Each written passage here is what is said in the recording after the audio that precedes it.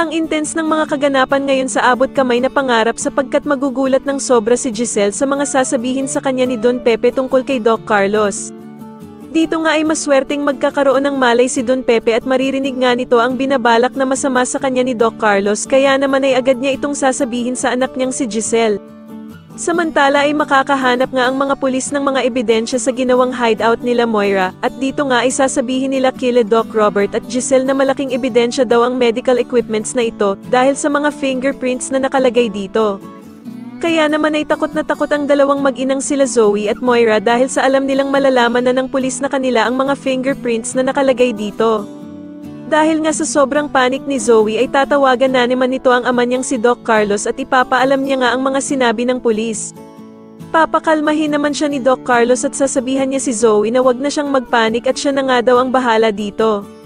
Pero lalong magpapanik nga itong si Zoe at sasabihin pa nga nito kay Doc Carlos na isa na nga daw siyang kriminal sa kanyang paningin kahit na makarecover pa ang kanyang lolo Pepe.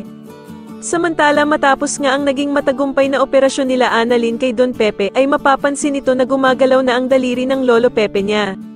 Kaya naman ay tuwang-tuwa itong si Annalyn at agad niyang ang sasabihin sa kanyang lolo Pepe na sinisigurado niyang magbabayad daw ang mga gumawa nito sa kanya.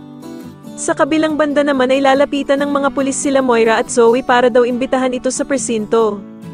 Agad namang mag-iskandalo itong si Moira at magsisisigaw ito na kung ikukulong ba daw siya ng mga pulis.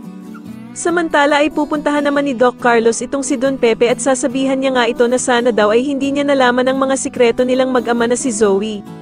Sa tingin niyo ano kaya ang nasa isip ni Doc Carlos na gawin kay Don Pepe at magtagumpay kaya siya sa pinaplano niyang ito, mas lalo na nga talagang nagiging exciting ang mga susunod na kaganapan kaya naman ay mas lalo pa nating abangan ang mas lalong gumigandang abot kamay na pangarap. Maraming salamat po sa inyong panonood at sana po ay masubscribe niyo ako. Maraming salamat po.